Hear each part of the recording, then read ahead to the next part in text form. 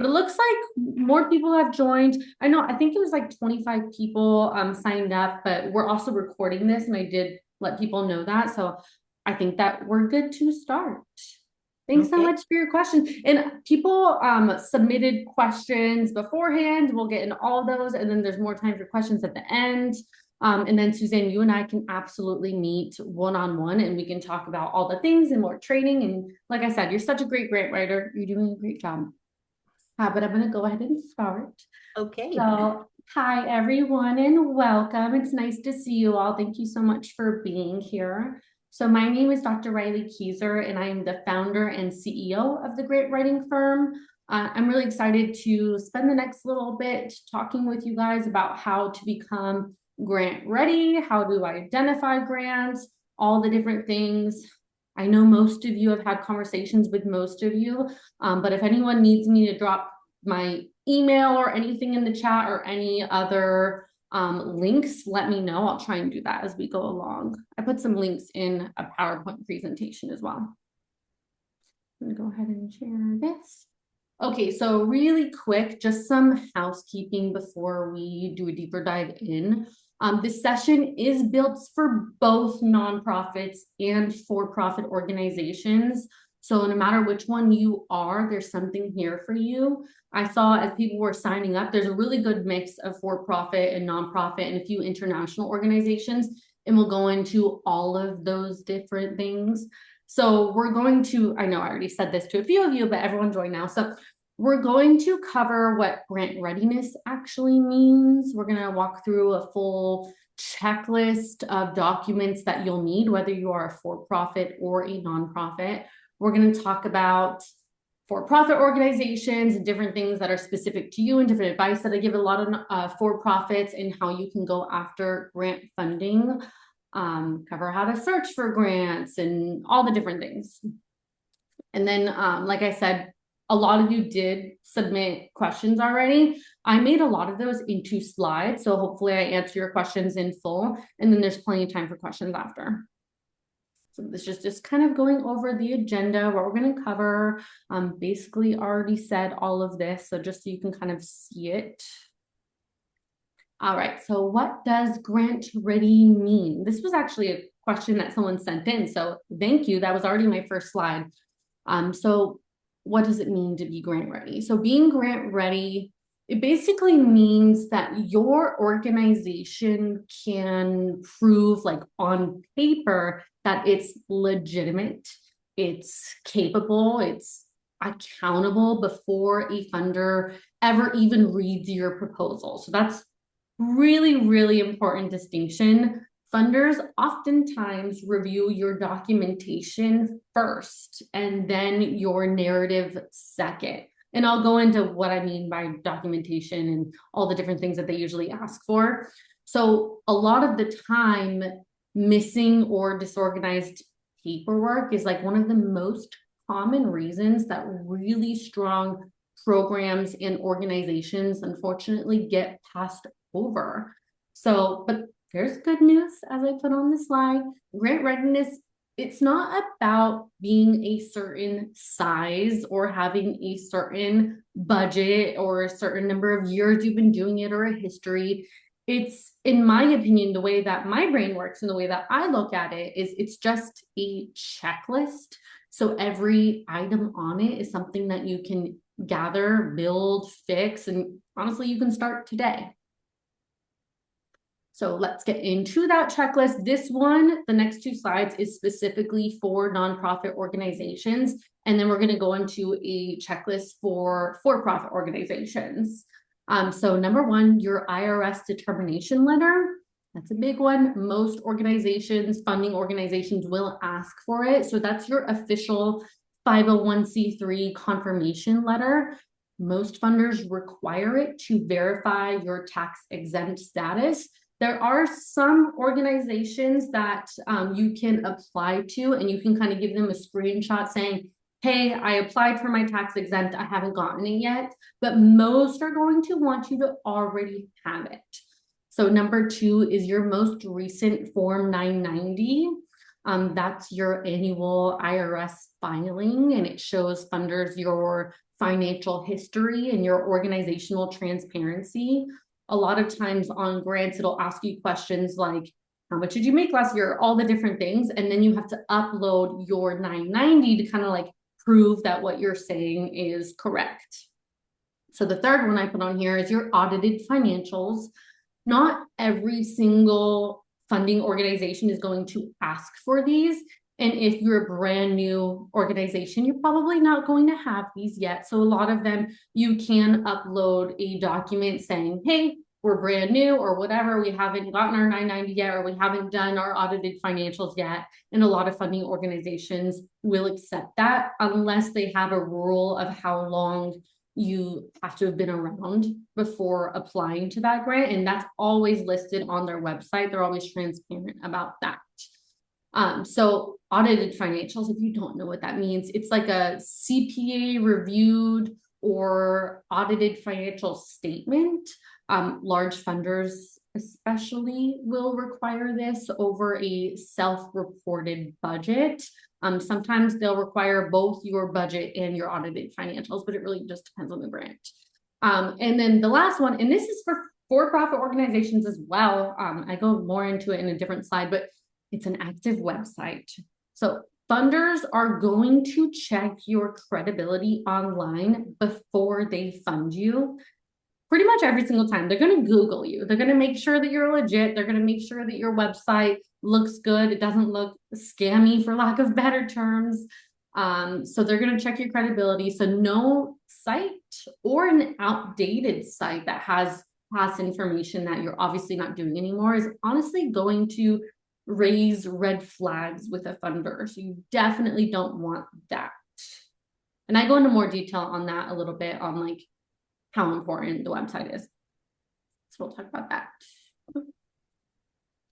Okay, so there's more things for nonprofits. Nonprofits have more grant readiness things that they need to have like saved on file than for-profit. So continuing with the checklist, number one on this list is a business registration. Oh, sorry. I was like, what the heck? This is the second one for nonprofits. Okay, so number one is the board of directors list. So oftentimes a funding organization is going to want your board of directors list. So usually it's going to be like a table where it says what's their name, what's their title on the board, and what's their affiliation. And affiliation, if you don't know, that basically just means like what is their job title and place of work outside of the board. They just want to see that people that are on your board are not all your family members and that they have different areas of expertise that they can bring to the board and help you with any programs, projects, events that you guys have. Number two on this side of the list is MOUs and letters of support. So these are formal agreements or letters from different partnering organizations that you may have. That might be a for-profit, it might be a school district, another nonprofit. But these are formal agreements from partners that back up any collaborative claims that you might be making on a grant. If you don't have partners, that's not the end of the world, but it usually is a plus when you're applying to grants, especially the larger ones. Funders love to see that you're not doing it alone and that you have support. But again, it's not a requirement for most grants. There are a few grants that require partnerships, but it's always a good idea. So if you have any organizations or whatever that is that are maybe in your area or aligned with your mission, it never hurts to just reach out and see if they would potentially want to be a partner for any grants. And you just never know where that will lead. Obviously, you want to make sure that your mission's aligned and that you get along and you like each other type of thing, but then you can kind of formalize the partnership and make sure that you guys know exactly what each party is going to be doing when you're going after grants, doing your programs, projects, events, whatever it is. So number three on this side of the list is program descriptions. It's really nice to have these because, especially if you're using a grant writer, you can just hand them the program descriptions, but like, cool, this is all the information that you need to know. But clear, concise write-ups of each program or project or event that you have, like who it serves, how it works, what it actually achieves. I was talking with Suzanne earlier, like if there's a certain gap in your community, what your organization is doing to address that gap. That kind of information, if you already have it written up, it's super helpful to just go back to and be like, cool, I can take parts of this and put it in the grant. And if you have any data or track anything at all, this is a huge plus for many grants. So for example, I know I already used this example, but how many people you serve each month or each year, data is great when you are writing grants. A lot of the grants will want you to collect data after you get the grant. And usually when you're writing the grant, you'll be like, okay, I'm going to achieve these 3 goals, and whatever is related to those goals. If it's, I'm going to have this many people, I'm going to have this many meetings per week or whatever that is, they'll want you to track those things. So it's good to start now if you haven't already, because then you'll have the data to back up your grant, which is amazing. And then when you hopefully get the grant, it'll be that much easier to collect the data because you already have a system in place. You're already doing it. Okay, so for for-profit organizations, I know about half of you are for-profits, your checklist looks pretty different.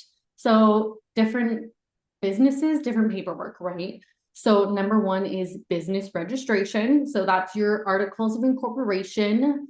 It might be your state business license, if that's applicable to your specific business. It's not for a lot of them. And obviously your EIN. So number 2 is actually, it's sam.gov. So if you register through sam.gov, and if any of you have not done that before, whether you're a nonprofit or for-profit, you can let me know and I can send you a list or a checklist of exactly how to do that. But on sam.gov, you'll get what's called a UBI number. It's a unique entity identity or identifier number.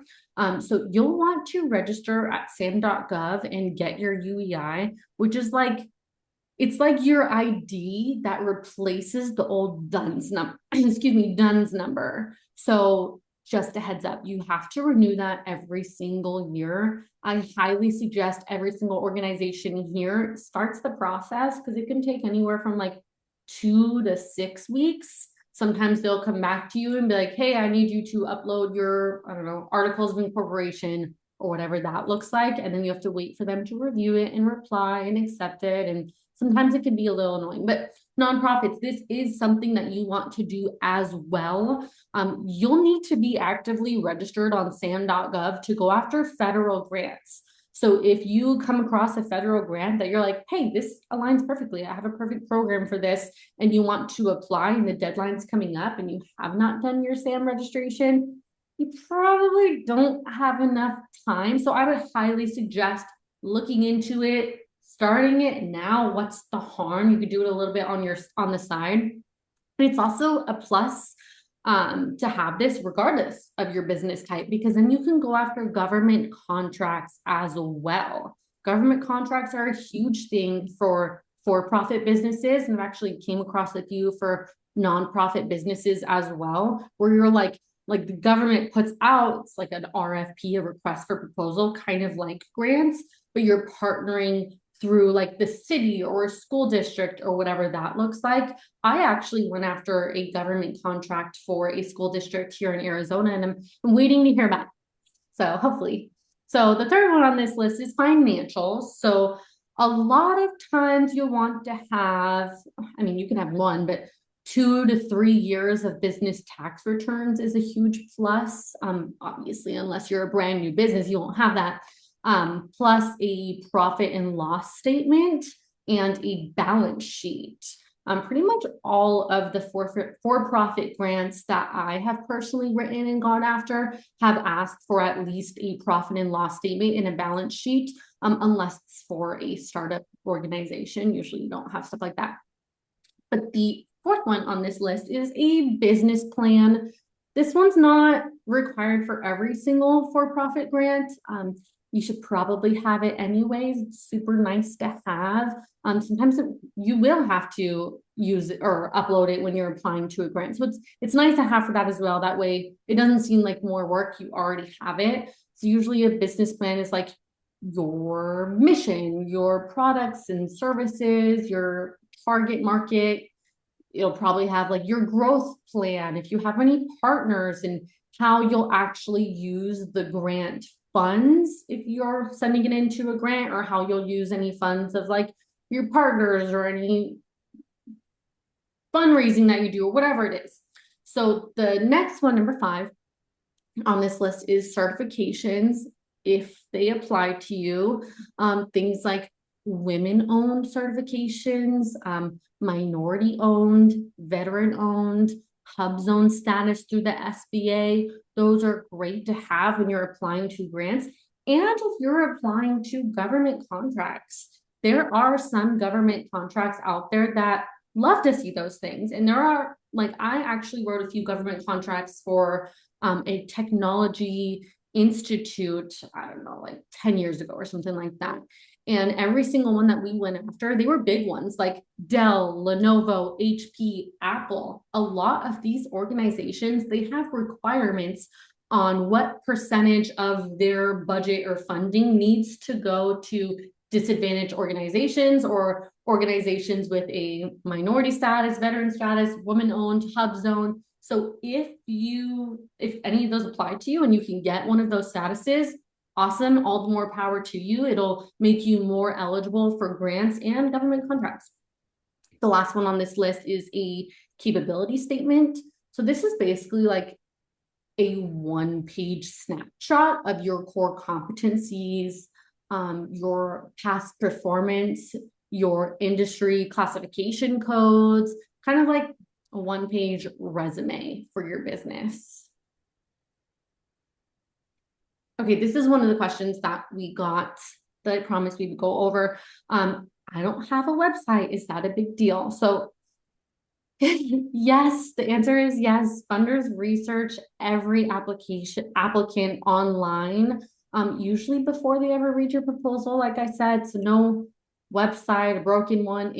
It lacks, or it signals a lack of infrastructure. So even if your actual programs in your business are super strong, it's just not a great look if you don't have a website. But the fix doesn't have to be elaborate. A simple 1 to 2 page site honestly works. Just your mission, your programs, your leadership. You might have an about us section. Your contact info obviously is great to have on there if you have any partners, stuff like that. So there are some free and low cost website builders. Like Squarespace is relatively low cost. It can get expensive based on the plan that you use. Ours is expensive. Wix is typically low cost. I think that one you can apply as if you're a nonprofit, and get it for free. Google Sites that you can live in every single day, and that's connected to your Google accounts if you have Google accounts. So honestly, consistency is what I would say matters more than just the design here. Funders are just verifying that you exist and that you're active and that all of the information on your website is legitimate and active and not way past information from 10 years ago.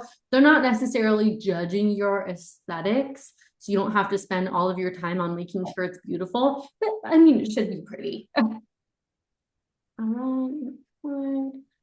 So this is another question that we got. I'm a for-profit. How can I go after more grants? So there are really 3 main paths here. Number 1, you can pursue for-profit eligible grants directly, obviously. I have a list down here on our website. This is actually a free list that Dimitri helped put together. He's on our admin team.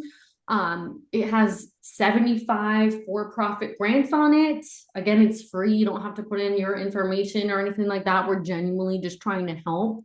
But also some things like SBIR or STTR style programs and economic development funds are often specific to for-profit entities. But again, we have that list of 75 for-profit grants on our website. I can put the link in the chat as well. But number two, many people that I've talked to have actually never heard of this one. So you can work with a fiscal sponsor. So you'd partner with a fiscal sponsor, which is a nonprofit that they accept and they manage the grant funds on your behalf. And that lets you become eligible for grants that are restricted to 501c3s. But oftentimes you need to be doing the nonprofit work. So typically you can't just like be like, oh, I'm a for-profit, I'm going to partner with a nonprofit or get a fiscal sponsor, and I'm just going to keep doing my for-profit work. You would have to be doing something that benefits the community in some ways. But a lot of for-profit organizations that I talk to on a daily basis, they already, a lot of the stuff that they do does benefit the community. So if you ever need to discuss with us like what your options could be, what kind of grants, what kind of programs, events, whatever you could be going after, what kind of nonprofits that you can partner with or get as a fiscal sponsor, we can absolutely have those conversations. So one of the benefits of getting a fiscal sponsor is that you get access to restricted funding right away without having to wait years to build your own nonprofit track record if you were looking into getting a nonprofit arm of your company, which is absolutely something that you could do as well. Your fiscal sponsor also usually handles a lot of the compliance and reporting side of things. So it takes some of that burden off of you. That is a huge plus for your organization, but some nonprofits are like, I don't want to do that for you, or I barely know you, like that's just too much. So that is something that our organization specializes in if you need it. And typically funding organizations, you can write that into the budget. It usually covers some management, compliance, evaluation. So if the funder needs it, or if the funder allows it and you need it, awesome. And number three, you can partner with an established nonprofit. So you would co-develop a program with a nonprofit partner who they would apply as the lead fiscal agent, the lead applicant. It might also be that they have a program and they're bringing your for-profit or even nonprofit into it to be a consultant or help with X, Y, and Z or whatever that may be. So they would typically be the person who's eligible for the nonprofit grant, obviously. Your organization would get named as a collaborator or a subcontractor in the grant, the budget, and the budget narrative. One of the benefits to doing this is that you get to essentially borrow that nonprofit's track record and their existing relationships with funders if they have any, which can make you look like a stronger applicant than going after it alone. Like I said earlier, funders love to see partnerships. They love to know that you're not doing it alone, that you have some kind of support. And then I don't know why I didn't put this on the slide, but also if you're a for-profit, especially if you're doing nonprofit work, you could look into creating a nonprofit arm of your organization. It would be like completely separate. You would need separate bank accounts, all the different things. But especially if you're already doing nonprofit work, like it never hurts to have a nonprofit arm. There are obviously pros and cons to that. We can go into that further if you want towards the end, or we can always schedule a meeting with anyone here if you have more questions. Okay, this is actually one of the questions that we got as well. So someone wanted to know strategies for newly minted organizations, and they put in there that they were for-profit. So I assume that they meant for-profit organizations. So I want to make sure that we cover this. So first, I would start documentation early, track your outcomes, your financials, and your impact data from day one. Because funders are going to ask for a track record. You honestly don't want to wait. You want to have that right away. And that definitely applies to nonprofit organizations as well. Start collecting data and start your documentation as early as possible. So second, look local. State and local economic development or innovation grants are often way more accessible to entities than big federal awards. I would say that honestly applies to nonprofit organizations as well. If you're a newer organization, whether that be for-profit or nonprofit, it never hurts to reach out to a funding organization or another foundation to make an introduction, even if they don't have a grant out right now or it already passed or whatever, just to kind of get your name on their mind. And then you can kind of maybe partner with them. You never know what that will lead to. And maybe they'll put out another grant. They're like, oh yeah, I remember that person. So third, kind of already talked about this. Oh, I already went over that one. Sorry. Fourth is consider a nonprofit arm. Oh, I did put it in here. Wonderful. So some for-profits, they actually end up spinning off a nonprofit affiliate later on to access a wider pool of restricted funding. So if this is something that you have the capacity for or are looking into, again, you can ask any questions that you might have. One of the benefits to creating a nonprofit arm of the company is that it would be separate from your for-profit organization. And you still have like all of the control of your for-profit organization. You're still like, if you're 100% owner, you're still 100% owner for that.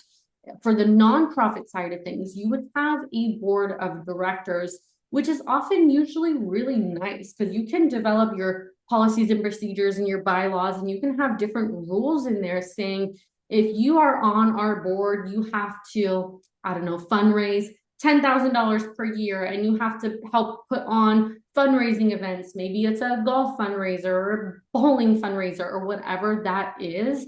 So you would have like all of these workers who are getting great experience being on a board. Maybe they're written into some grants, maybe they're just on the board and are not receiving any part of the budget, but typically they are doing a lot of the work, which is great. And then obviously you would be eligible to go after a lot more grants.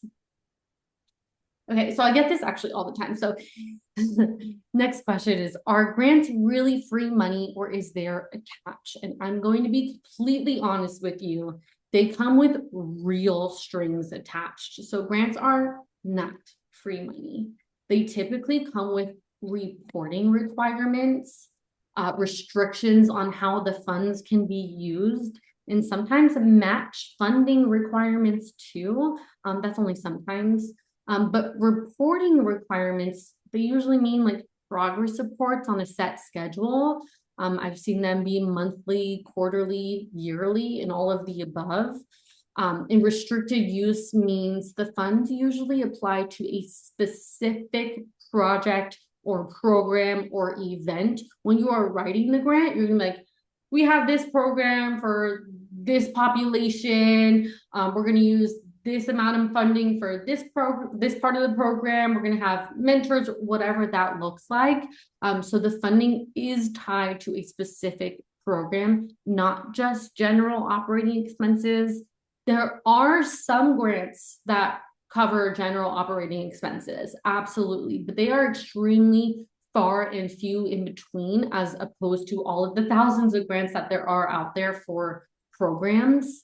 But I mean, sometimes if it's tied to the program or event or whatever, sometimes these grants do cover some kind of costs that are typically general operating costs, like some of them cover salaries or maybe it's technology or whatever that looks like, but it has to be tied to that specific grant program or whatever you are doing, because you want to make sure that you are compliant. If you are not compliant and doing exactly what you said that you were going to be doing, or your budget has to match exactly what you said that you were going to do, you could potentially have to give the money back and be blacklisted. And you definitely don't want that. And for those of you that don't know, matching funds means some grants actually require you to contribute your own funds as well. So if it's a, I don't know, 100% match, for example, and you got a grant for $10,000, you have to put in $10,000 as well. Maybe it's a part of your budget. Maybe you have another grant that's covering that. Maybe you have a fundraiser that covers that, or a donor, or whatever that is. Like I said, a lot of grants do not require matching funds, but if you ever do see that and you're writing the grant, make sure that you can justify that and actually meet that.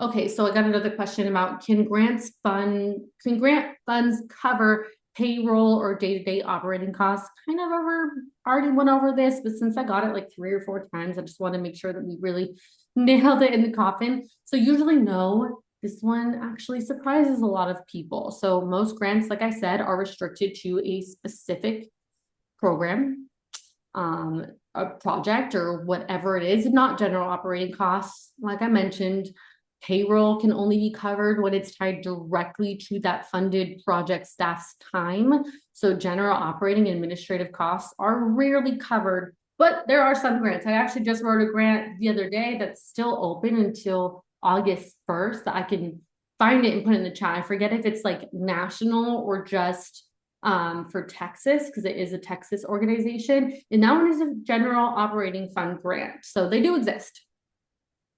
How do you search for grants? I get this one all the time. So this one came up a lot too. How do you actually search for grants? And I'll be straight with you again, like I always am. It's actually way, way harder than it sounds. It typically takes hours and hours of time unless you are paying for multiple platforms. Like we search for federal grants on federal platforms, state grants on state platforms, but foundation grants are just harder to find. You have to search for so many different foundations. ChatGPT sucks at it. It's not good at it at all. AI is not good at it at all. The only thing that we have found to be successful is searching. We have a database of a bunch of foundations that we have ever written to or like planned to. And also we pay for a few platforms like Instrumental, and Instrumental is like $1,000 a month. So most organizations don't really have those funds. So for federal grants, you're going to want to you can go to grants.gov to search for federal grants, but I think that is much harder than their new simpler.grants.gov. They created this because grants.gov is not user-friendly at all. Simpler grants, it has all the same information. So if you're wanting to go after federal grants, definitely use any of the filters that they have on there. If you're a nonprofit, you'll want to click that one. You'll want to click grants instead of cooperative agreements, unless you're wanting to go after those, but they're so competitive. You'll want to, if you're like in, I don't know, education or youth or mental health or whatever that is, you're going to want to click all of those filters so that you're not just seeing thousands of grants. And what we do and what you can also do is you can go on to grants.gov, or I'm sure that they have it on simpler grants.gov, and you can sign up for notifications.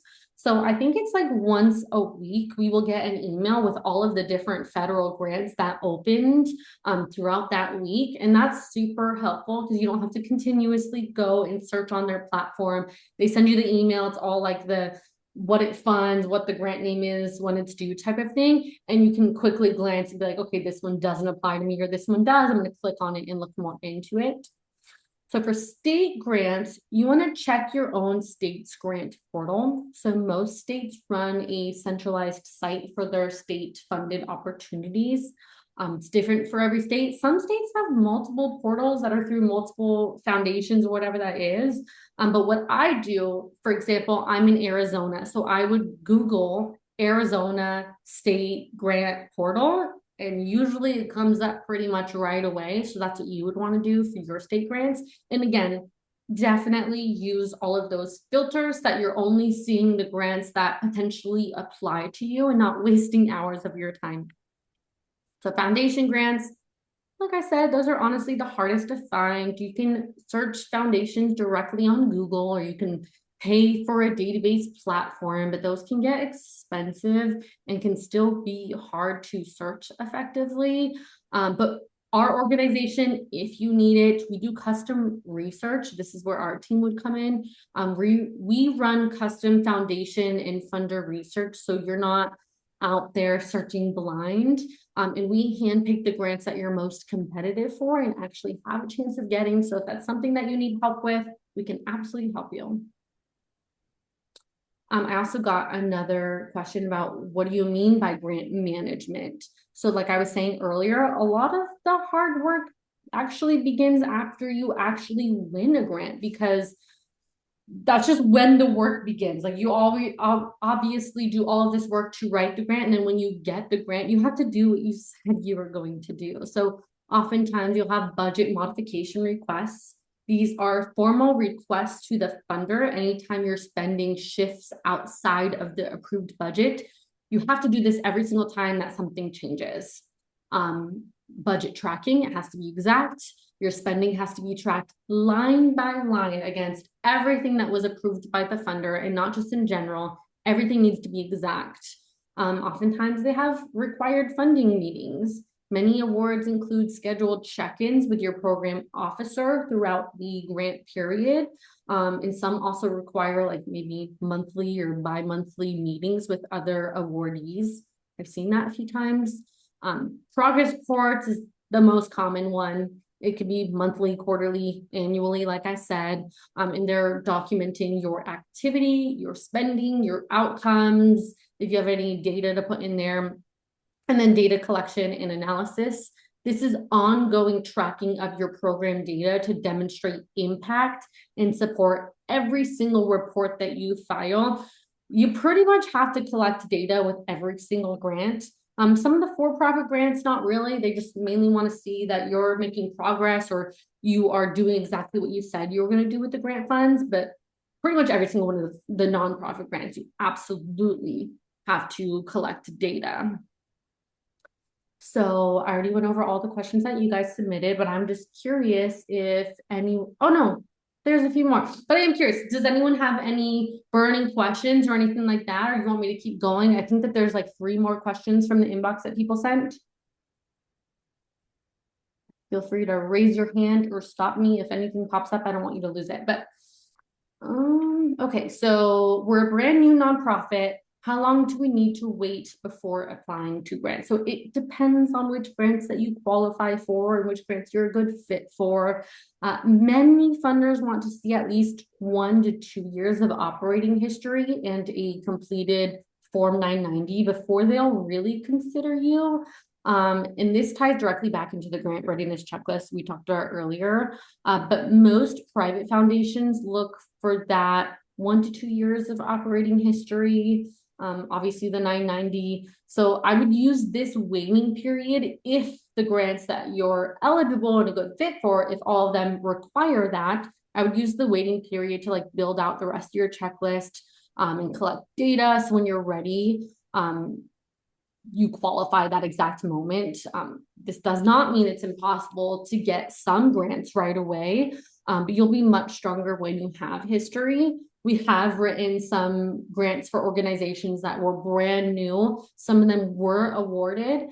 So it does exist, but there are some organizations that are like, don't even apply unless you've been incorporated for at least 1 year. So that's just something to know that you'll probably run into.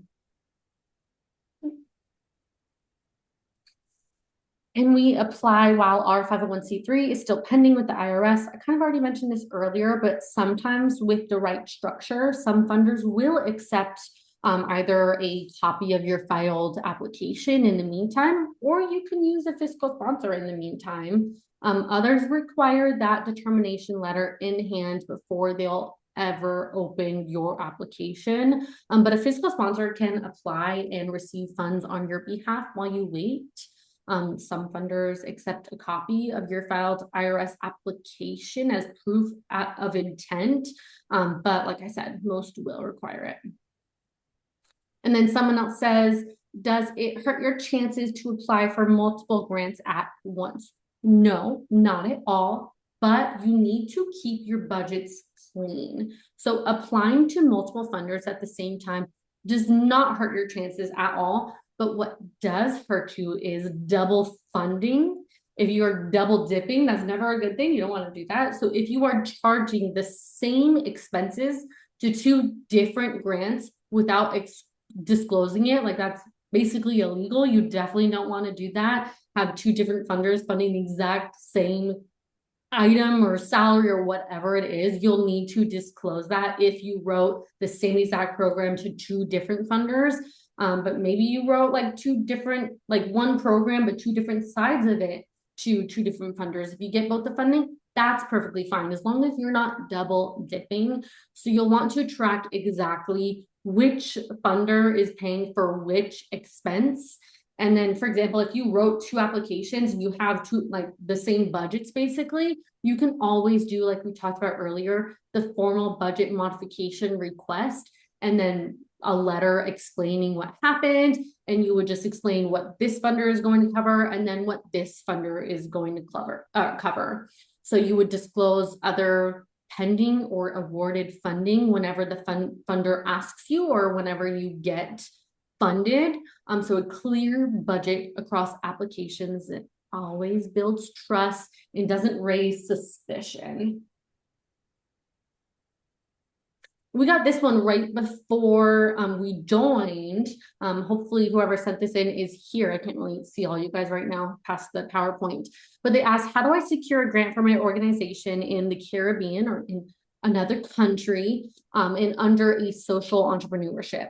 So this is a similar question, the other country that we get often. So there isn't really a one size fits all approach to grant funding, especially for organizations operating outside of the United States. Your location does not prevent you from receiving grants, but it does change the strategy. Funding opportunities absolutely exist for organizations in the Caribbean and for social enterprises, but your eligibility will depend heavily on your legal status. If you're a for-profit, a nonprofit, recognized 501c3, many US-based grants, even if they're international, they require a 501c3. So if you're an international organization and you're not incorporated in the US, you often can't apply to those grants, but you could potentially, like I've said this whole time, you could get a partner or a fiscal sponsor in the US, and then you can go after some international grants with your nonprofit partner or fiscal sponsor, or however you like structure that. But we would need to have more information on like your legal status, mission programs, like give you exact advice. Okay, that was the last question that was actually submitted ahead of time. Does anyone else have any questions?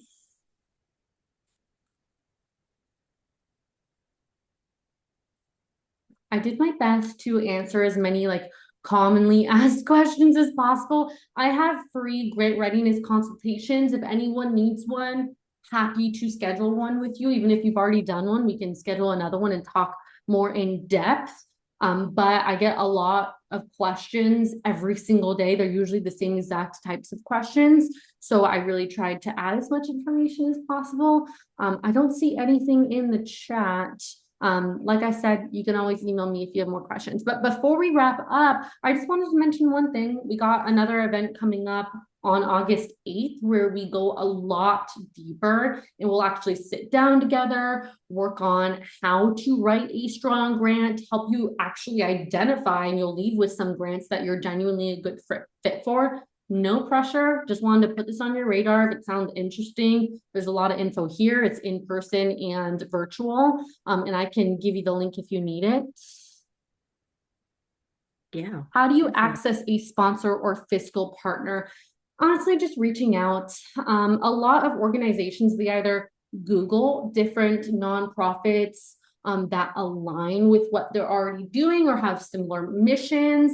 And when you Google them, usually they have like contact information. So you can email them, you can call them. A lot of our clients actually have really good success on social media. So honestly, Threads. If you don't use Threads, I feel like Threads, which is connected to Instagram, for those of you that don't know, a lot of our clients find partners or fiscal sponsors by posting on Threads like, hey, we're a mental health nonprofit that serves youth and we're trying to find another nonprofit, or that was just an example. But if you post on social media and stuff or do your own research and reach out to them, usually people won't respond right away on email, but you can always call and be like, hey, this is me, this is our organization. Can we have a chat about going in on grants together or whatever that looks like?